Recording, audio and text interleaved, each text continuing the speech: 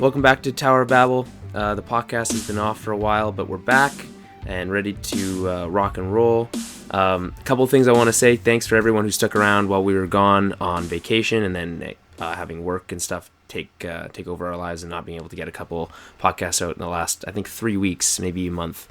But yeah, we'll try to get back to a regular schedule. Also, want to give a shout out to our podcast buddies at the Optimism Club. You can find them on iTunes at, again, the Optimism Club. They talk about the same stuff we do. They love comic books, they love movies, they love video games. So follow them, listen to their stuff. They gave us a shout out, so it's only fair that we return the favor. And then, I guess for us, follow us on Twitter at Tower Babblecast. Follow us on Facebook at Tower Babble Podcast. Our email at towerbabblepodcast@gmail.com. Send us in questions for the show. Also, another thing, Cindy, promised her, she's a new follower on Facebook. Cindy Stokes, big fan of Bruce Boxleitnter, Tron, if you guys don't know. I talked to him at Comicon this week, and we'll talk about that chat we had. Also, Batman Arkham Origins, and probably talk a little bit about the next gen stuff. Both Ghosts, Call of Duty Ghosts, and Battlefield 4 are out as of now. So, yeah, we'll guess. You want to jump right into it, Dan? Okay, we'll jump right into it. Okay, let's start with Batman Arkham Origins. Okay. I wrote an article on our site talking about, I called it the top 5 best and worst things about Arkham Origins. And we'll go through that. I think, again, you said you agreed with most of the stuff that I agree said. with. I think I said 87%. Yeah, that was a very precise number. Did you like figure it's like there's 10 things and you picked pieces? No, you got pretty. Yeah. You're more about the voices than I am. I thought both Batman and Joker's voices were pretty good in the game. Well, actually, after we talked about that, I went back and I listened to some of the stuff that who plays Batman. It's I have this here. It is Roger Craig Smith, and you know what? I take it back. He's pretty good, but I think if you read what I said, that's that I don't necessarily think that he's bad. I just think that I miss having Kevin Conroy in that role. But I mean, you buy it as a young Batman, right? He... No, not really. It feels like a different person, like a different Batman, different story. That's fine because I'm used to that. Like in almost every medium we do with Batman, whether it's a movie or it's like there's a different voice. If it's a different writer, that feels like there's a different voice or all that kind of stuff. So it's normal that a different story would have a different voice. But because it's supposed to be a prequel to the games we already played, it's weird that it's a different voice. Yeah, and it's not like Kevin Conroy couldn't do a younger Batman voice. I think he could, and so I mean, whatever. That's literally the least important part of my entire thing I would have to say. Yeah, for sure. I definitely agree about the shot gloves. I hated those things. Shot gloves are stupid.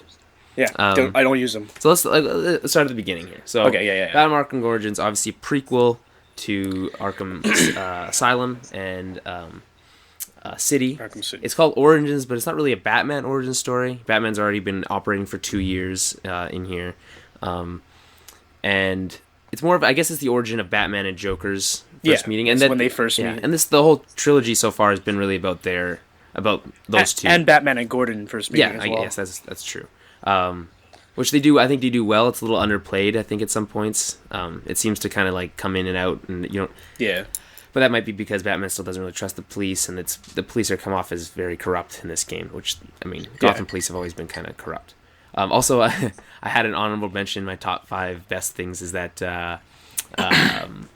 Robert Costanza plays Bullock, who's the same voice who played him in the animated series, and everyone remembers Bullock from the animated series eating his hot dogs and being fat. Yeah. So Dan, what did you think overall? You kind of given your idea of that you were a little disappointed with Origins? Disappointed to a certain extent. Like the story is sweet and whatever, but the game as a whole just feels like a dumbed down, like watered down version of Arkham City. They didn't change any, like they didn't add anything to it, in my opinion. You know? Yeah, they literally took the map from Arkham City. Yeah. And then added a piece. That's okay because I mean it's the same city, so like it looks a little bit different, which it's a young or an earlier version of that, so that's okay to use it. But like My complaints are with, like you mentioned, the glue grenade is the exact same as the ice grenade in Arkham City. Like that's just a cop out, you know. Yeah. You can be much more creative with Batman's different gadgets. Most of the gadgets are exactly the same. Okay, so like literally, so what I wrote was, you might remember from Batman Arkham City is that they use such gadgets as the Ice Blast and the Line Launcher. So Ice Blast, Ice Grenade, that Line Launcher, what it sounds like. In Origins, they're the Glue Grenade and the Remote Claw, which is just the Line Launcher. Again, it's just it's a little different, a little bit. It's pretty fun to use the Remote Claw to like shoot guys up onto the gargoyles and stuff. It's kind of like, it's a little bit cheap though. It's like just too easy. It is. It's super easy. And that also applies to the entire game. I found this game very easy compared to Arkham City. Even like the Riddler challenges and everything. To call them Riddler easy. Challenges is a bit like generous. Or Enigma, whatever. Not even that. It's like to call them that is like that's generous because they're not hard at all. They literally stand on this pad, throw a batarang, done. Yeah. Like I thought in City they did a really good job of making them like certain ones really complex. I had a hard time with a couple of them in City. You had to like figure out like follow the lines and see where all the buttons are and like do it in the right amount of time. It took a lot of coordination. And this one is just like I know exactly what I have to do and just do it and then next. You know. And I think I feel like sometimes they were just I didn't even do it right, but I still got it still worked. Did you ever feel that way? Like I didn't. There's this one where you stand on this pad and then you look up and there's like all these buttons on a bridge, like all these like switches, right? But there's way more than 3, and usually only 3 because you have to do the quick throw batarangs, and there's 3 of them, right?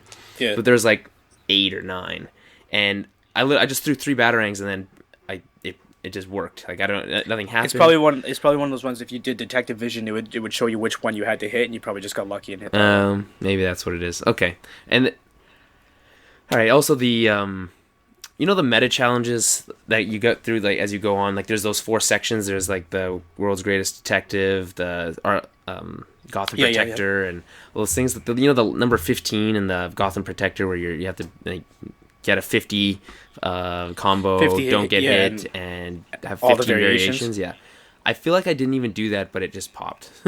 Oh, you got it? I haven't done that yet. I know that I got a 50. I got a flow of 50. I didn't think I did 15 variations, but I'm not sure what they mean by variations. The thing with the 15 variations, it's not like, again, this is what I'm saying about it being easier. In the last game, there was one of the, and it was a trophy. It wasn't an in-game like meta challenge or whatever. It was one of the trophies that you had to literally use every quick fire and every special move. But like if you play the challenges to get a variation of 15, you have to use like half of them. Yeah, so it's pretty easy. Yeah, you like a punch and a block, or in a what's it called? A counter are each. That's each one. So you have one punch is a 1, a counter is 1. And things like the redirect and the stun all count as variations. So it's pretty easy to get a 15. Yeah. So I know it just seemed like it was weird because I finished a fight, then I went on and I beat another 2 guys up, and then it popped, which was weird. So I wasn't sure if it was like talking about the last fight I did, but that was like a while ago, and then it's like there's no way I got 50 with 2 thugs. Yeah. You know? But that's like this is not really important. It's more of a idea of like that this game just doesn't feel as tight as City did, where it was just you couldn't turn a corner in that game in a back alley without seeing some sort of reference to the comic books. There's a strong lack of that actually in this, like a very noticeable lack of that. Okay, so you know how in City you could use like that like flash ability with your detective vision to like unlock if you see like something that's a reference or whatever, and it would give you points. In this, like those are the Riddler, what were they called? Riddles, I guess. So in this, the version of that is literally just the anarchy tags, and you could tag the Riddler trophies. Which you could do that in the last game too. But that's it. So that it's ability was completely like wasted, missed opportunity there again. There's a lot of like stuff written about if you scan an anarchy tag, there's like a whole like book about each like location, but no one ever is going to read that. I mean, I've read them all. You read all of them? I haven't got all the anarchy tags, but I've read all the ones that I've unlocked. Okay, I didn't read any of them. Are they interesting in any way? No, not really worth it. Well, they're very they're like all from Anarchy's perspective, just how much he hates the corporations for ruining Gotham and like all that kind of stuff. So have you beaten the story mode?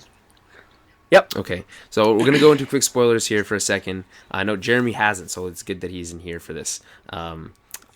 I forgot to mention earlier that I'll probably be recording another segment of this with Jeremy, and we'll probably talk a bit more about what we did at Comicon and some movie stuff, because you know you need movies. So yeah, post-credit scene. So if you follow the credit, wait for the credits to finish, which take forever, by the way, to scroll. Like the slowest credits I've ever seen. It was a long one. There's a really cool scene with Amanda Waller and Deathstroke / Slade Wilson. He's in Blackgate still, and she walks up, throws this confidential file at him, essentially blackmails him into working for her. And if you know anything about DC stuff, you know that's the Suicide Squad, which is like a black ops team put together by what organization? She works for Argus. Is that the organization Waller works for? That is they essentially oversee they're the Shield of the DC. But they're a little bit darker than Shield. Like it seems like anyways. They operate more in the shadows, and I feel like they do more. They're kind of there to oversee what's going on with like the superpowered people. Yeah. But they always seem like they have like a contingency plan to like take them out if they need to. So anyway, what it means, it's exciting because what it means is that the next game, or maybe not even the next game, but a future game in the Arkham series will take place somewhere probably outside of Gotham, or not with Batman as the main character, or including including other heroes. We don't know what Rocksteady was doing. They obviously didn't do this game. Montreal, was it Warner Brothers Montreal did this one? Yes. And you can tell that they checked all the boxes necessary to make a good Batman game. It just doesn't feel like they pushed any limits whatsoever, Yeah, I can't really think of... And even... Here's another thing. I've been playing some of the challenge maps, and there's like the Nightfall DLC map, or whatever, right? Yeah. And they're literally just... They're maps from Arkham City. They're the museum and the infirmary maps from Arkham City. They look a little bit different. There's more fucking green on the walls, but like... that has nothing to do with this game. And it's called a Nightfall pack, and you think it's going to be like new cool stuff. All the fighting maps are from this game, and then the 2 Predator ones are from that game, and it's like you get a Nightfall skin, which is cool, but like that's it. That's weird. The only other cool thing about the Nightfall DLC is that if you do the campaigns where you have like a fight, a Predator, and a fight or whatever. This one is, I think it's like 5 of them in a row, and it's like all the ones that are included in the Nightfall pack, so it's like kind of like a story. Okay, that's kind of cool. But even then, it's just you're just playing the challenges. It's not like there's an actual story in between. Speaking of Nightfall, I saw an Azrael costume at Comicon. Very cool, like a very detailed, like sweet, like full out Azrael costume. That one can go like one of 2 ways. It's either really cool if you put a lot into it, or it looks really gay. Yeah, it looks really stupid. Yeah, got all these like little like danglies off like the back, weird like yellows and oranges. It was mostly red, so it wasn't his like Batman version, but it was okay. It was like just Azrael. Okay. I always forget about Azrael being in Arkham City. That was kind of cool. Like, that was like one of my favorite one of those side missions actually. Yeah. I never ended up getting the trophy for having someone else catch your Batarang, because every time I would accidentally just stumble on Azrael. I wouldn't see him, and I would just like end up on a rooftop, and he was just standing next to me. Like, damn it! So here's another complaint I have about Arkham Origins. Speaking of those side missions, all the stuff leading up to the game, you're like all the promo stuff is like there's 8 assassins after Batman. It makes it seem like you're gonna have 8 assassins like coming after you the entire time. Well, you really only fight like 4. I was thinking, I don't think you fight all of them. Deathstroke, Copperhead, Bane, Firefly. And I guess Killer Croc, because you fight him in the prologue. Is Electrocutioner supposed to be one of them? I guess that's a cop out. Because you never fight him. You knock him out with one kick, and then he gets killed. Spoilers, whatever. We already said that. So then he's dead. Which I mean, you knew he was a throwaway character because have you ever heard of Electrocutioner? Yeah, no, he's not a real thing, right? Cool name, but though. Like, I was disappointed that Deadshot and Lady Shiva were both just side missions. Like they're made out to be part of this whole crew, like of all these assassins coming to kill you. And you could go through the entire story without ever seeing them. Yeah. Well, you see Lady Shiva, but like... Lady Shiva is literally a reskin ninja. That's all she is in a combat fight. They do the other boss fights really cool. I mean, it reminds me of, if you remember the fight from the end of Arkham City, spoilers again, with Clayface. Spoilers for a game that came out 3 years ago or 2 years ago. Yeah. That was a cool boss fight, and there's very few of those in that game. A lot of them were just escalating like combat. I mean the Grundy fight was kind of cool too. Yeah, no, that was so Grundy and Clayface. Those were the two big ones. And this one, it had Deathstroke, and you had Firefly, and you had Bane. And Bane was cool, yeah. Well, Deathstroke was cool. Deathstroke was. I really want to get that trophy for not being or missing a counter or whatever. I'll probably never get it. Probably... See, I fucked up. I went through the whole game. Like I just played the game first, and I didn't look at the trophies. Yeah. And then like I played it in New Game Plus, and I didn't. Obviously, I got hit a couple times with Deathstroke in New Game Plus. Yeah. Okay, have you unlocked that I Am the Night mode yet? No, I don't know what that. How do you do that? Okay, you have to beat New Game Plus. Okay. Okay, but this is the one part that I think is actually going to be hard to do. It's you play the game. It's like New Game Plus, where it's like everything's hardcore. There's no counter signs and enemies. Like the combinations of enemies and the variations of enemies are like just more intense. Yeah. And you can save your game and whatever, but you only have one life. As soon as you die, your saves are reset and you start from the beginning. What? Yeah. You have to beat the entire game without dying at all? You have to beat the entire game. Like, you can save, obviously, if you have to, go. So you save and you come back to it. But as soon as you die, no matter where you saved, you get shot back to the beginning. Like prequel beginning. Like, very beginning of the game. Yeah. I'll never do that. You'll never... What is that? It's like, what is it, 1992? And it's like... No. That's cool, though. Like, I'm going to try to do it. I don't know if I'll be able to. Man, I did a lot of playing on hard. Like, I did it, like, a good amount of times. How much pressure is that? Like, you're in like a boss fight with Bane. Like, you gotta be smart. You gotta be, yeah. And is it like hard? Like, I think that's. I haven't tried it yet. That's what it said though. Is that it's like the same idea as New Game Plus. Like Yeah. There's more like armored and like shield enemies or whatever. That's impossible. That's like that's like almost impossible.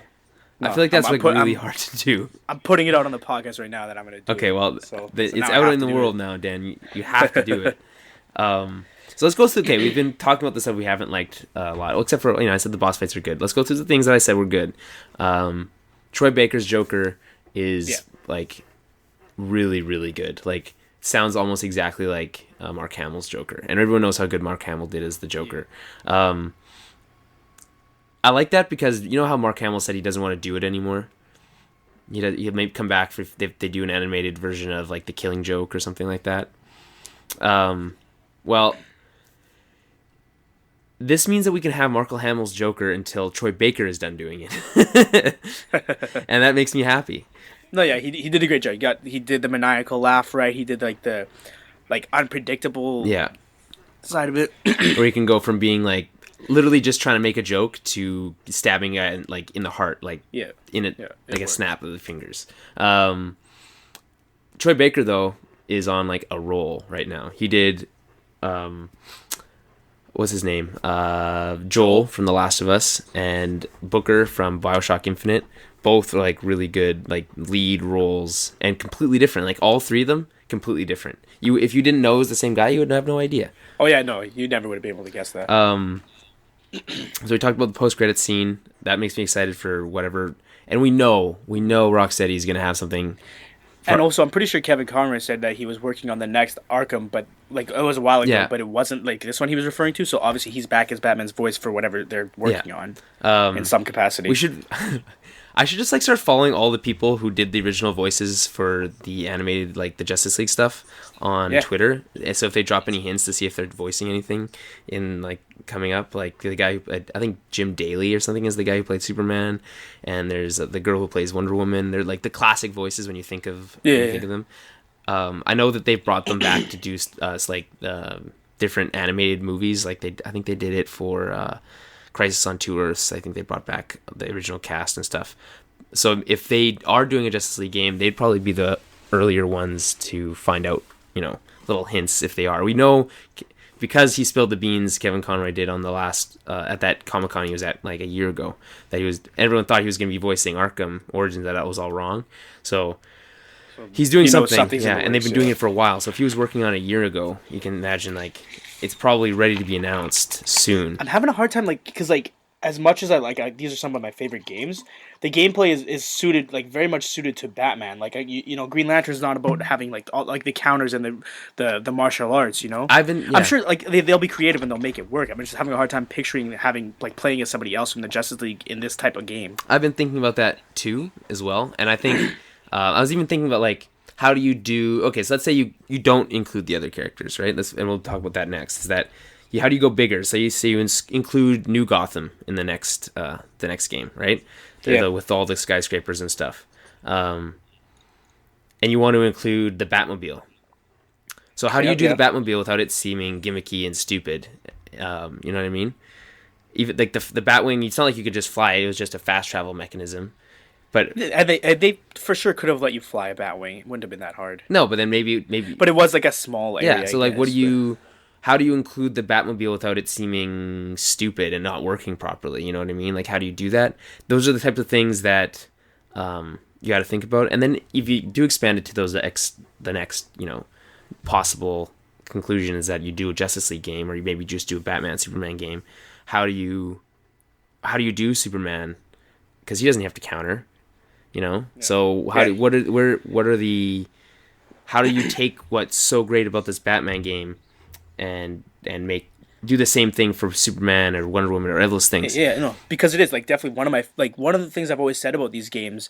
There's some of the most polished. Like the gameplay is seamless. Like Arkham Origins, I guess, has had a couple glitches, but the other two really the gameplay was like what made and the story as well. But I don't know how they did. It's like when you're fighting, you could be in the middle of any motion, and if you can counter something, you'll duck under it or whatever.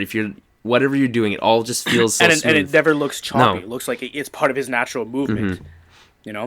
So that being said, like obviously the gameplay would adapt to these other characters. It's just it probably wouldn't be like if they make it work, cool. I doubt it's going to be more fun to play as anybody but Batman. Maybe Green Lantern because you can like probably have a cool like gadgets similar construct options instead of gadgets, right? Well, so I have some faith in Rocksteady because what they did, they took Batman, they distilled what made Batman awesome, and they took that and made it work for video games, right? So can you do the same thing for Superman? What makes Superman awesome? Distill that into what makes a good video game. I think you can. I just don't know what that is, but that's not my job. So I have some faith that they can. It's hard to say though, because like Superman has to be on such a higher level. He's not fighting thugs. Like he just would mop up the streets with these. Any of these thugs, that's fine. So maybe you do it more. So if you're doing a Justice League game, right, you don't have to have him involved in street level crimes and that kind of stuff. If the story's moving from section to section, I think you have it. If it's me, you don't have it just so you can just play as any character for the whole game. It goes from section to section, kind of like Injustice does. Different chapters, yeah. And you're Batman in one section, and then you're Green Lantern or you're Superman or Wonder Woman in the next, and the story progresses through each chapter like that, and you can concentrate on different game mechanics for each one. You know what I mean? So maybe Superman is more of like large scale boss fight or exploration from a like flight and large scale. I don't know how you do it, but like you know what I mean? Yeah, like he could be in space, he could be flying and fighting like airborne enemies kind of stuff. So maybe that's how you do it. I don't know, but like that, if that was me, I would concentrate on figuring out what works for each and not trying to like mix it up, not trying to put Superman in Batman situation where he's fighting thugs. You would just take them all apart literally blow them over. I'm worried, not necessarily worried, but I can see it being a game where the Justice League is involved, but you still only play as Batman. Mm-hmm. Yeah, that'd be cool. Yeah. So like, I mean, like that'd be cool, but at the same time, it would be made clear how limited Batman is compared to the rest of them. Mm-hmm. If it is something, if any threat that's threatening the entire Justice League, Batman generally, his role is not so much in the fighting; it's more in the thinking, in the strategy. So, would you do? I think the best way to do that would be the game. If you're Batman, only Batman, and it's the origin of the Justice League. You do you do Batman Arkham Origins Justice League. Yeah. And that would be a cool story, and I would what makes the Arkham game so cool is just it's a really cool interactive Batman story. Yeah, so then, like you were saying, like when he first meets Superman or first meets Green Lantern, there'd be like a mini boss fight there, you know, and before they trust each probably other. loses, you know, but like that's okay. Yeah, that still proves himself. Although Batman doesn't ever really lose. Another big part of these Arkham games, though, is that they're very much about the Batman mythos. They're very much about like this, the criminal psychology. Yeah, but they've been expanding that, stuff. though. I mean, the fact that they even put that Amanda Waller thing in the end means you can't do an Arkham, you can't do a Suicide Squad game without, you know. But the other thing is, if you're doing a Justice League game and Batman is part of a larger universe, the Riddler's not even going to be like on the radar. You know, you're not going to be doing Riddler challenges and finding little trophies because he's going to have like a galactic threat on his radar. Yeah, but then you have to. You just name it something else with a different villain. There's probably another villain in the DCU that you can use that's more, you know, big time. Yeah, sure. I guess I don't know. A lot of it is about Batman's relationship with the enemies, though, especially the Joker. Yeah, that's been a big part of it, and I would assume the Joker would be a part of the next one. However, again, spoilers: he dies at the end. Yeah, so I don't know how you do that. They're probably thinking like, God, I really wish we didn't kill the Joker at the. I mean, at the same time, it's like.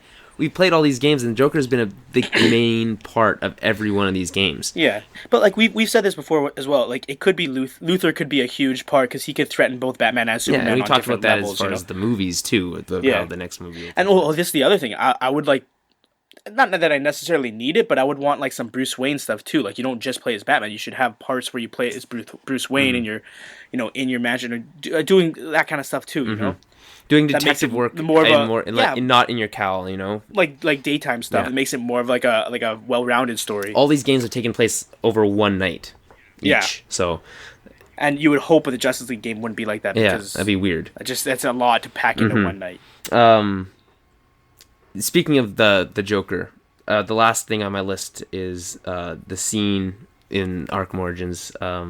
Is when Joker gets captured after the hotel fight with Bane. When he falls off the building and as Batman, you jump and save his life, essentially. That's where the whole game, the whole understanding of how Batman and Joker's relationship really like becomes evident. And you can, I mean, it's laid out for you. It's like like when Joker realizes what Batman stands for, and what it means for his place in the world, Joker's place in the world. Like I said, that at that point the game really opens up. It's cool for lots of reasons. Again, it lets you look at the Joker in the Arkham universe, which is very similar to the Joker from the rest of Batman's mythology, and how he looks at Batman and that relationship, and it really colors a lot of the stuff from the Arkham Asylum and City and how they deal with each other. Especially the last scene in like the last stuff in Arkham City when Joker's dying. All that you take those two scenes on their own, it makes like, and you imagine the story, like their life journey in between. It's like those are perfect bookends. You know what I mean? But they are bookends. It's a very cool sequence too. That's one of the other things I liked a lot about the Arkham games, that they have these weird sequences where you're like it's in your mind or it's in someone else's mind, and like even Arkham Asylum not necessarily broke the fourth wall, but like there was a point where you thought that you froze your game. Remember that?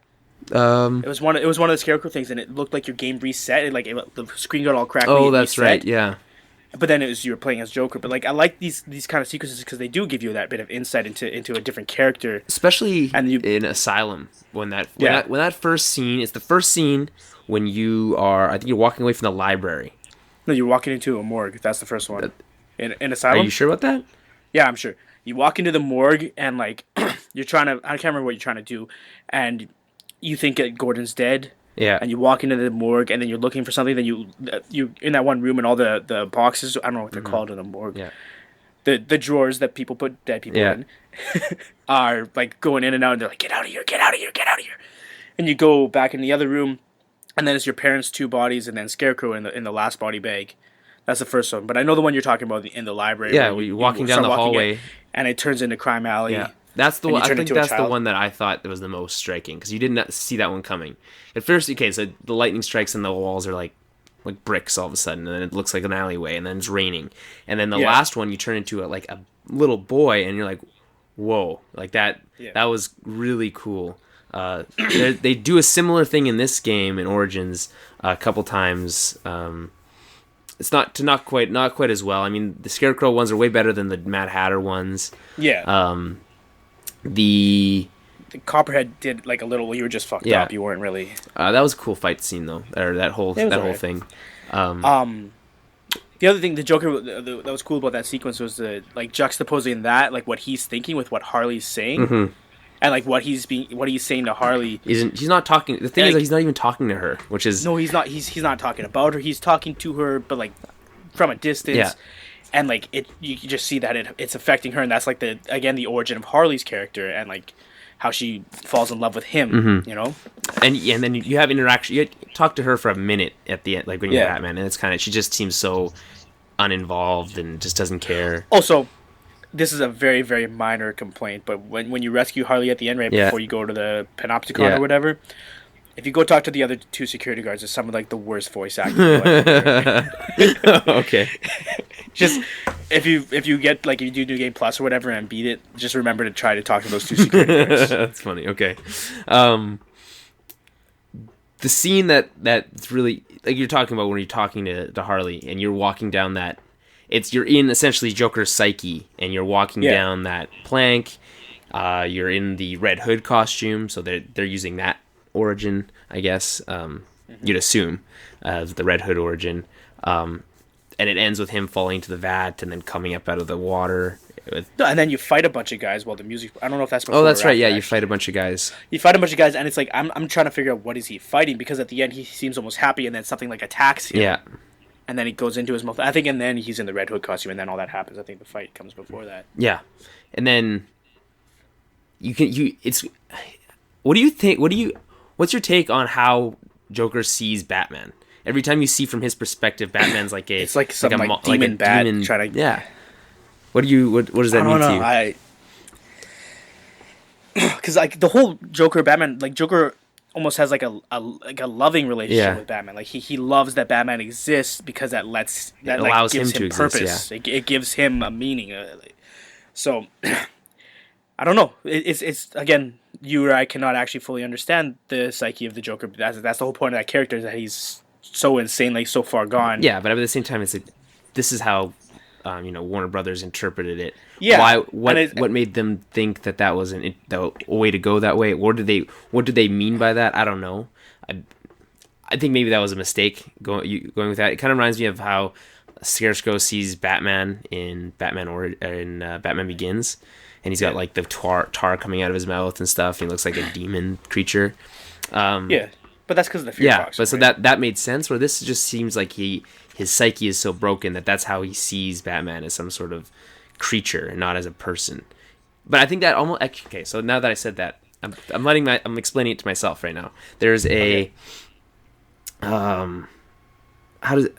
I guess it's in the Death of the Family issues that Scott Snyder did just recently, where it talks about and spoilers for the comics, the Bat family goes under attack by the Joker. And at some point, you think that the Joker knows who all these people are. He knows who Dick Grayson is, and he knows who Tim Drake is. He knows everyone. He knows Barbara Gordon, all that stuff. But at the end, you realize that it turns out he doesn't care. He doesn't care who those people are. Their personas as the Bat family and what that means to Batman is what matters to him. At one point, there's a flashback scene in those books where it shows Bruce Wayne as walking into Arkham Asylum, and he walks up to the Joker, and I don't know if he says, like, if he talks to him at all, but he says that it looks like the Joker doesn't even see. He doesn't exist. He just looks through him, and it's like he doesn't. To the Joker, doesn't matter the outside world. It's just him and Batman and what their relationship means. So that maybe that he sees Batman as that creature in this means that he doesn't see Batman as a person or someone under that mask. It's just Batman, just a Batman, Yeah. So that's that. That kind of makes sense. One of the graphic novels, like one of my favorite graphic novels, that like really informs my view of Batman and the Joker's relationship is Arkham Asylum by Grant A Morrison. serious house on a serious Earth. Real house on real Earth. A serious house on serious Earth. Yeah. Okay. Something like that. And that book, it's all about like the symbolism. It's all about the figure of the Batman. It doesn't matter who Bruce Wayne is. It doesn't matter. It has to be like, it's hard to explain. That book is really fucking complicated too. Yeah. It's hard to explain. But yeah, it's more about the symbol. It's more about what Batman represents and what Joker represents, and how they're such opposites, and they're just two archetypes that like they have to do this. They don't have a choice. They're fated to do this. That's the way Joker sees it. That's the way he talks about it. Yeah, that's why. Okay, the Joker without Batman isn't interesting, and Batman to some degree is interesting without the Joker. But when they're together, they become infinitely more interesting as a paradigm. Yeah. So the game, like they talk like even in like they reference in Dark Knight. It's like what happens when an immovable object meets an unstoppable force. Yeah. They do meet, and there's a point, like they're at the apex of their two paths where they can't cross each other and they can't do anything, and that's where they're stuck. It's Joker.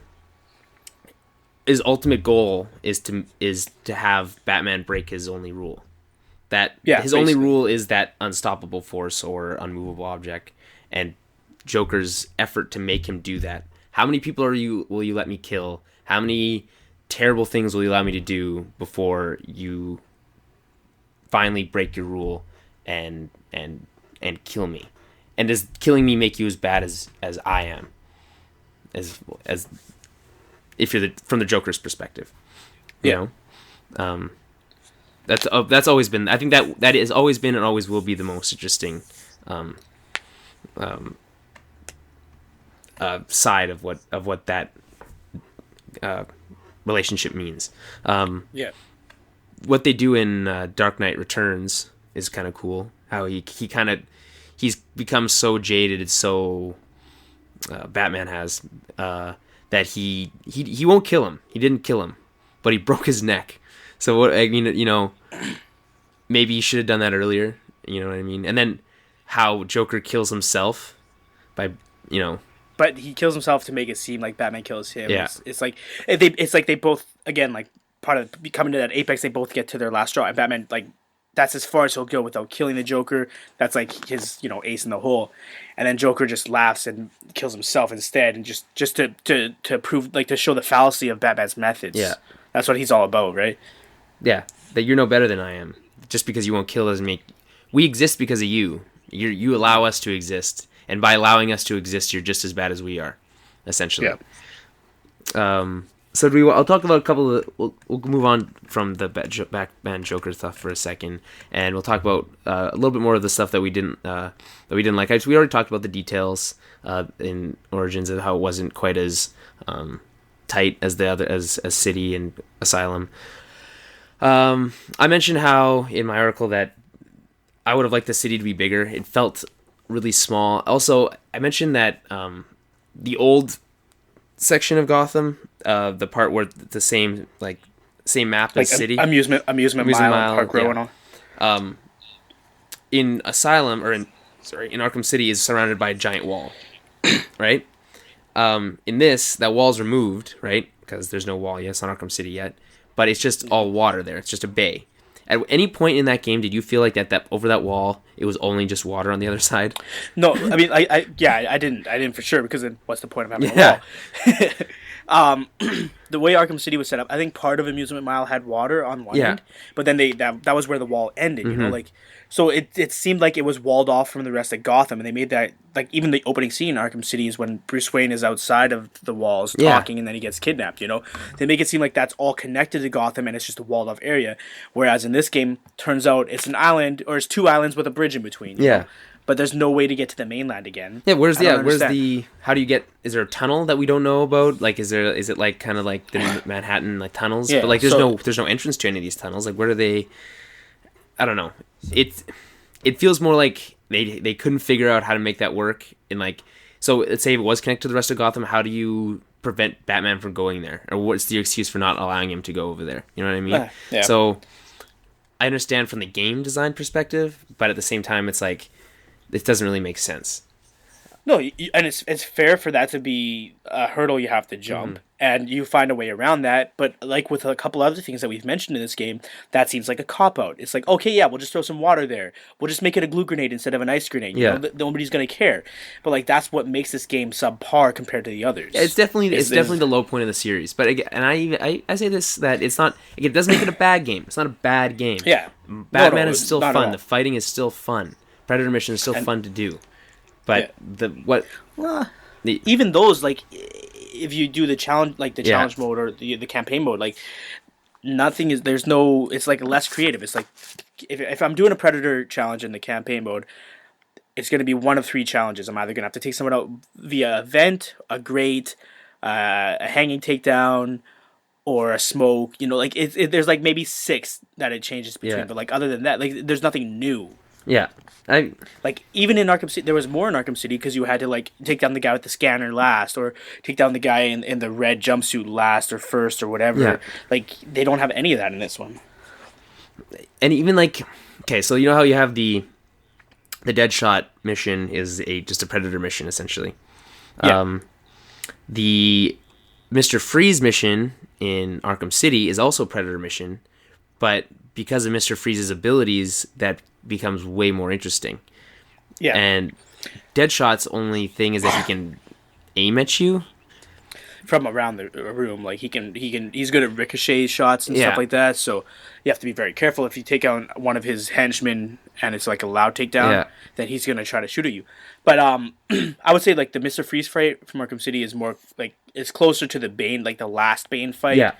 In this one, where you have to like, when he's super powered, you have to hide in the vents and like find different ways to take him down, because if you do too many of the great ones, he starts taking the greats out and whatever.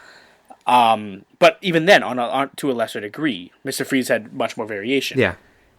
That Deadshot fight, which is a side mission that you never have to actually do, which is the same thing that Deadshot was in the last game, side mission, is more like if you play the Catwoman DLC in Arkham City, you fight Two-Face at the end. It's the same thing. You're in the museum and you have to fight Two-Face, and you can't take him down with one silent takedown. You have to hit him a couple times and get his men out or whatever. Yeah. It's the same idea, and it's difficult enough. I remember there's a bunch of guys that keep coming in, but nothing new. You know, nothing revolutionary about that. Deadshot is again relegated to a like a side, like a role, like, you know. Yeah, because he's in Arkham City as well, but he's not. It's not a major. He's not a major player. He's in Arkham City, and then when you take him out, it's again just a Predator mission where you have to get around him and take him out. You know, one of the things I was looking forward to the most, coming up to the game, only 6 of the assassins had been revealed. Yeah. So I was like, oh, who are the other 2? And I was excited, like, Lady Shiva, sick. That's going to be, like, she's a ridiculous martial artist. That's going to be a unique fight. Turns out it's a side mission, and she doesn't even care about killing him. It's such a wasted opportunity because she's connected to the League of Assassins, and Talia plays a major role in the other 2 games. Yeah. And that's right there could have been a way to set that up and tease that. Well, she kind of talks about the Master and stuff like that. I guess she references. Yeah, but that's. I mean, I don't know. Also, when you get enough, I don't know if you've been collecting the Enigma. Yeah. Whatever, when you get the Lady Shiva, because like once you collect a bunch from the certain group, you get a little tape. Yeah, that's like what is it called? Whatever. You get a tape of hers is her talking to Bane about Ra's al Ghul, basically. Okay, well, that's kind of cool. So it connects them all, but they're not like, again, side mission. Mm-hmm. Another complaint I had was that, like, you know how it's Christmas Eve, there's a big storm, all the citizens are supposed to stay in their homes. Yeah. There's literally not one citizen other than cops and criminals. There's literally only 2 groups of people on the entire map. Not one person's breaking curfew. Not one. Like, no one has an emergency. Has to go to the. That's a tough pill to swallow. The other thing, when you play throughout the game, there are certain points where there's like a PA system for the city. I guess I don't. And it says like there's a curfew in effect. All citizens should remain in their homes. Blah blah blah. So like they address you hear it all the in time. That sense. Yeah, it's like first line in the game is that there's a storm. Okay. Yeah. Okay. But like just see again, like that's an excuse, a cop out again. is probably like technical limitations. Like they literally couldn't have more people on the thing without like. There's already slowdown, like frame rate slowdowns in this game. Yeah, Last thing, but at the same time, you do want some of the side missions when you're like, because there's like, oh, a crime in progress in this district, and it's really you go out there and you kick a bunch of guys. Criminals, yeah. It's a bunch of guys trying to break into an ATM or trying to break into a van, and you go and beat them up. But you would want crime in progress to be like, oh, save this lady. Like there's a bank robbery. There's a bank robbery. Something going on with other people. Maybe again. Maybe this is just the beginning. Like that crime in progress thing, cool idea. Take that. Well, I mean, Rocksteady take that and do something better with that. Was it really in the last game though, Dan? Well, kind of. Like they had like crime in progress, and it was like some dude beating some other dude up, and you had to save him. Which is again, it was just one other dude though. It was always just one dude, and he was always the same animation, and it was kind of lame. It was. Yeah. The thing, Arkham City. Like, both games had a lot of side missions and blah, blah, blah, but Arkham City just did a better job. They had more varied side missions. They're more interesting, like the one with Hush. The Zaz mission. Yeah, the Hush, Zaz. Like, there was more variety there, because you weren't just... The one thing I will say about Arkham Origins, though, is solving those crimes and, like, you know, rewinding crimes and stuff like that. Like, that's a cool feature. That's one thing that they added that I liked. Especially the one with Black Mask, quotes, quote-unquote, Black Mask murder. That's probably the best one. Out of all of them, that one is, and that one's connected to the story. But there's a bunch of side mission ones that are like that are pretty cool still. Not to the same degree, because you have the whole Joker part of it, which he hasn't revealed yet. At that point, you have like a mystery shooter.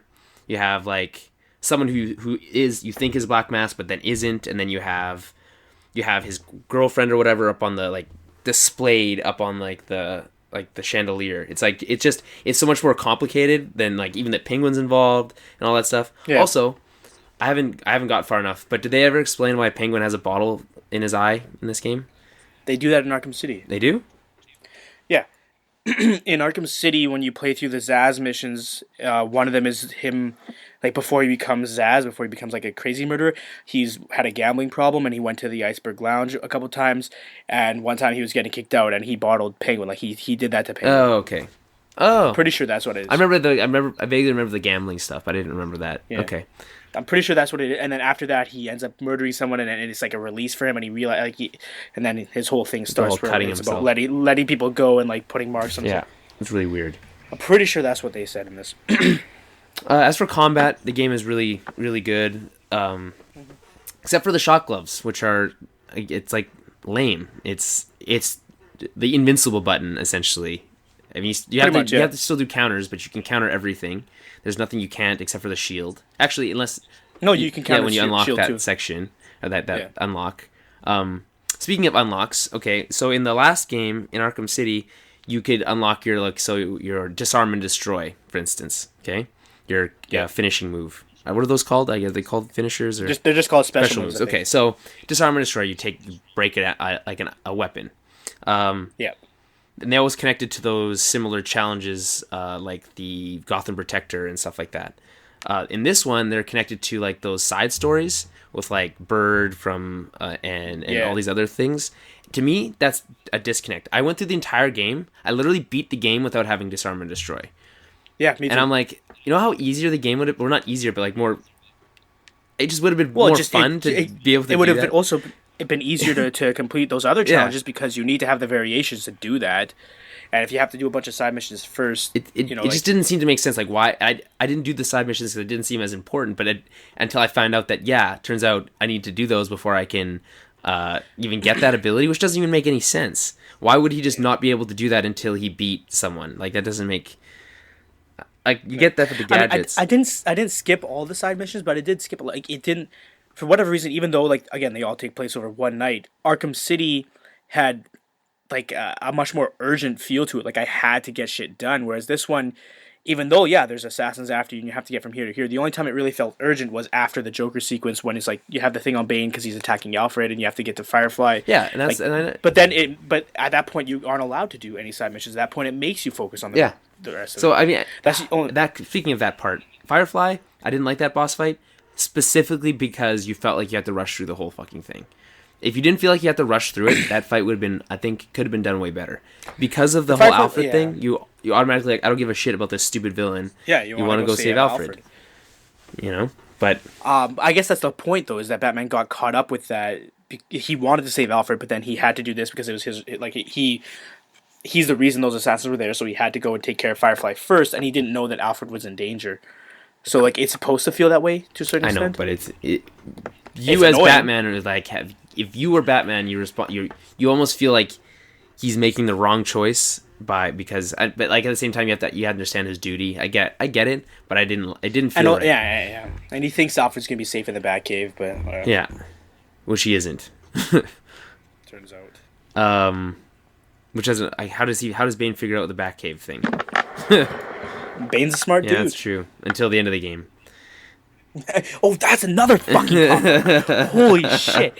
It's like, oh yeah, it turns out this special one type of the Venom formula just gives him memory Titan, loss. it's Titan. You know? Well, yeah, they call it TN1. But it's before Titan, because the whole Titan thing in Arkham Asylum is Joker like working with that doctor. It's not supposed to have been invented before Asylum. Oh, really? That's weird. So it's like a precursor to that. But it turns out that there's this one version of it just erases memory, luckily enough, so that Bane could be like, that's like the droids getting their mind wipes. You know? That's true. It's just it's easy, it's convenient. It allows for the story. It doesn't. Yeah. I forgot about. You know what? I forgot about that. But at the same time, it's like, do you really want them to do another whole story of someone knowing who Batman was the whole time? Like they did that in Arkham City. Well, they chose to do it in this game, so do it right. Like, no, it was like touched on. I figured out who Batman was. Boom. It's literally, you don't even hear about it until like that one part where you're fighting Bane in in Blackgate, and he's like calls him Bruce Wayne, and that's the only part. I like it. All that it allows is for him to go to the Batcave and fuck up Alfred. You know. Yeah, which that's the only reason they did that. But like, and then it's like erased the next scene when you fight Bane and you eventually beat him, you know? But at the same time, that scene with Batman and Alfred, when like Alfred's like enough, you know, like that's a really hard, that's like a touching scene. It was. They did a good job with that. Like it's because again, you have to understand that this is early in Batman's career, so Alfred obviously he's as on board with it as he is in the other games, you know. And it was cool to see, like, even Batman was emotional in that scene. Like, Batman normally doesn't show emotion, and he was just saying, like, I this is what needs to happen. This city needs me, you know? Also, how cool was it, like, how, like, broken up his suit came, like, through the game? I know they did that in the other ones, but, like, this one, like, the suit looked really badass in this one. It did, yeah. The suit, I mean, it looked badass from the get-go, like, when it was polished, and then, like, there's, like, little scuffs and scrapes on the helmet. The helmet scrapes are the coolest thing, like, the little silver, like... And, like, your cape had a bunch of holes in it from getting shot up. If you go back to the Batcave, when you come back, is your stuff all fixed again? Well, I haven't even thought to try that. I think I'm not sure. That'd be kind of cool. Also, there's like bullet holes and stuff, and like not bullet holes, but like you can see like you were shot like in the shoulder and stuff. Yeah. Where you got shot with the cops. Have you tried the online yet? Nope, not once. Have you? I did. And it's hard. Like I feel like not enough people are playing it right now. Like it seemed like it almost felt like it was broken. Oh, okay. Because like the matches are 8 people, and it was hard to find a match. Like I had to wait. That's weird. Around it's only 8 people, and you can't find anyone. Like. I know, like, it just, I feel like not enough people are playing it right now, but it's not a bad idea. Like, so the way it works is there's the Joker gang and the Bane gang, right? Mm-hmm. So 3 players on each team, and they're just trying to kill each other and take over points. It's like a battlefield, whatever, right? So it's a third-person shooters. I guess it's more like Uncharted. And, like, they have special abilities, so, like, you can get a grenade sometimes, you can get, like, a little drone or whatever, right? But then the other 2 people, because I said 8, like, the other 2, one's Batman, one's Robin, and they're in the same map, and they're going all the way over top, and they're just trying to take out all the thugs, you know. So the entire it's like a 1-on-1-on-1. There's 3 different teams. There's the heroes versus the gang, you know.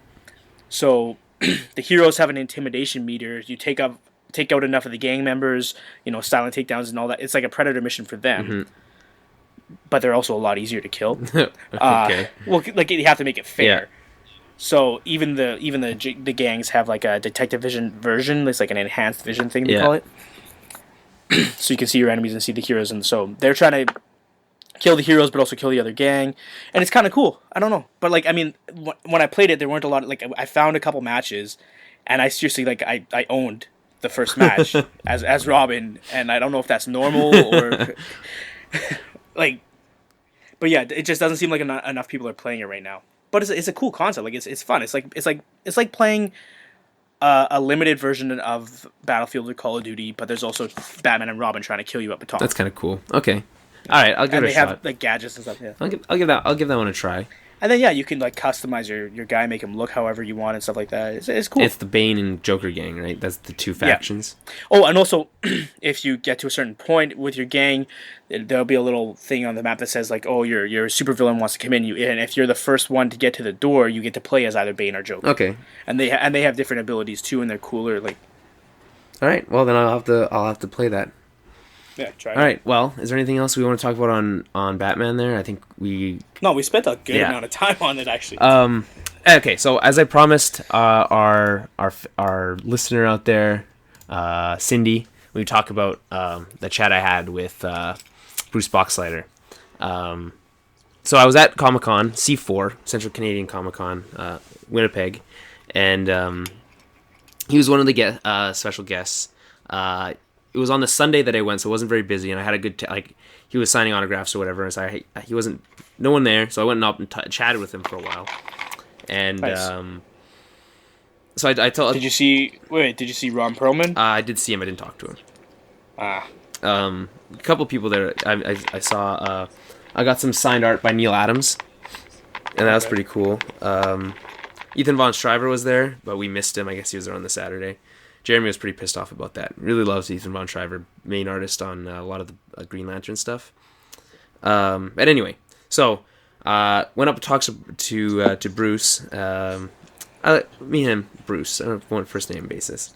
Oh yeah, for sure. You met him. And I'm gonna tell him how I'm a big fan of the Tron movies and call him BB.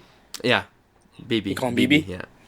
Yeah. And how I'm a big fan of the Tron movies. And the Tron Legacy animated thing that they did on Disney, which was, man, and it's only one season, but it's actually really, really good. It ends because the show was, I guess, canceled, and it was just ends on a cliffhanger. It's a prequel to Tron Legacy. Well, I guess it's in between Tron and Tron Legacy. So yeah, it's in between the two movies. And it's like really cool. It's how Clue kind of starts taking over the. I guess what's the name of what's it called? All the programs or whatever.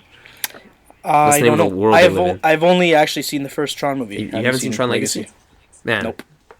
It's for no other reason. Watch it on an HD television, and the music and the visuals alone are enough to. And the opening with Bruce Boxleitner is actually really awesome too.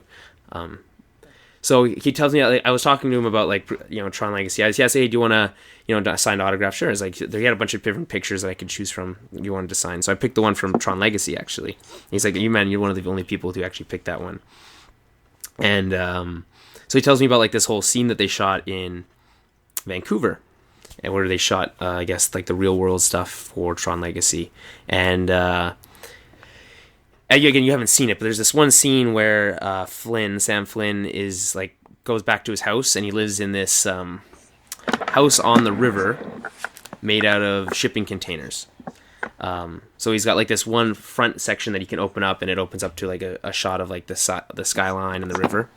And apparently, there's a whole house built for the scene, with a bedroom and a bathroom and all this stuff made out of shipping containers. And it's really a whole second floor. You only ever see the first floor in the movie. And I was saying, man, that I would love to live. He's everyone who was there said they would love to live in this house. It's like Google. Yeah. Google has a couple. Did you hear about those? They have a floating. No, they have. One was in I think Portland or something like that. It's a building built out of shipping containers that nobody knows what it is. They nobody around knows what it is yet. It's not finished. And then another one just popped up in some other city. That's kind of weird. And Google's taking over the world. So yeah, okay. But anyway, so yeah. So I just anyway. So he was saying that and then I asked him about how about Tron Legacy, and he said, yeah, you really like doing it, and how what the reasoning for making it was. So I said how come you don't think it succeeded? He's like, well, it's just it didn't get the viewers. They thought that on Disney XD it might appeal to boys. It's a little darker. It's a little bit more complex than your average cartoon comedy. It's kind of, I think, similar. It's the same thing that happened to Young Justice and to Green Lantern. Different networks, but same thing. He said, like, maybe if it was on Cartoon Network, it might have survived, but he's like, they don't own the rights, right? So it's on Disney XD, and it just didn't. Well, that's got to be a tough like demographic to shoot for too, because like it's young boys. You try young kids, but like obviously they have stuff going on, and like if it's a Saturday morning and their parents want them to go somewhere, they're fucking going. Yeah. They don't get to say, I want to stay home and watch my show. That they don't like record or anything like that. It's like, and then you want to, as a fan of Tron, like I liked the show, but like I didn't, because they didn't they didn't try to push it towards me in any way. I had no idea that was on until it was already canceled. And even if you had known about it, like you and like people that would watch that show at your age are such a small demographic that it really doesn't mean much. It's like, so what do you have to do to keep a show like that, a good show, a smart, well-written, well-animated show on the television? Like, how do you keep Young Justice from being canceled? Would Batman the animated series work today? From what I can tell, probably wouldn't. It would probably be canceled in the first season. Yeah. And how sad is that? It's tough, man. But I mean, that's part of what's quote unquote geek culture, is that it's a subculture, is that it's not mainstream, and that's something that we're always going to have to deal with, because like if it was a show like that every other person in the world liked, I probably wouldn't like it, because most people I think are stupid. Yeah. You know what I mean? That's true.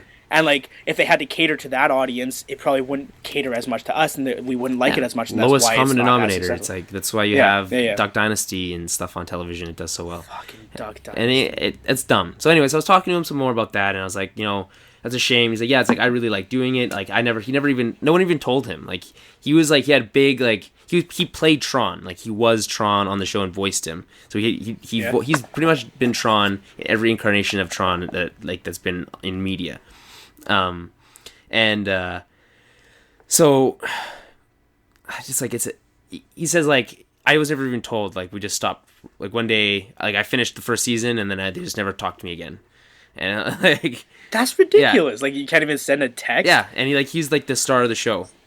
I mean, that's weird. And then, it's weird how much that happens. You hear about that a lot. Like Dan Harmon from Community, like he found out that he was fired after he finished the third season. And then like, he found out, I think it was over Twitter or something like that. Like, they would refuse to take his calls anymore, and that's it. Like, how does a business run that way? It sounds like Canadians, to be honest with me. Inside joke. Are we allowed to say that? Yeah. Yeah. Why wouldn't we be allowed to say that? I don't know. Defamation of some sort. So I talked to. It was a while. It was a conversation. I talked to him for a little while, and so I talked to him about Tron. He's like, so like, what's happening with Tron 3? And he said, it's like it's for sure like I was like, is it happening? Like, is that like, or is it, because I know that Tron Legacy didn't do the best as far as like box office. It didn't like plummet, but like it wasn't like a huge success.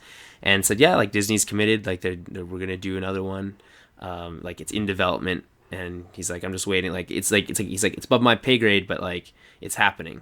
So I think that's pretty cool. I mean, there's very few scoops that we get on this show. You get to break that. I mean, this is important. It's not really. I feel like he's probably said this somewhere else. I'm guessing that it's happening, but like it's. No, it's good. You got right to the source though. This is a Tower of Babble exclusive, guys. So yeah, there you go, Cindy. That was my chat with Bruce Boxleitner. I got that signed picture from Tron Legacy. I'm sure you're. I bet she's really stoked to hear it. That's funny. No, yeah. So that was a cool chat I had with him. There's lots of cool stuff from Comicon. I already said I got Neil Adams art. Which you spent a lot of money. I spent a good amount of money there. Yeah. See, that's one of the main reasons I didn't want to go. Is I didn't want to get there and spend a lot of money. Jeremy, like, if Daniel was here, he would for sure spend more than us. He's like, yeah, probably. I didn't go. I got us a couple good deals, but that's all right. I'll probably go back next year. My big thing with Comic-Con, like, I mean, it's fun to be there and to see the costumes and everything, but like, and like, it depends if there's like cool celebrities that you want to actually meet, then go for it. But in terms of all the stuff they're selling, that stuff's available all year round. Those stores are open all year round. I can go to Galaxy Comics or whatever. Yeah, but it's like around. It's like across the aisle from each other. It's like all that stuff. It's like, I guess it's all centralized. Well, that and it's like it's the what's the word I'm looking for? Like the the community and like around, like you have everyone there like digs that stuff. You know what I mean?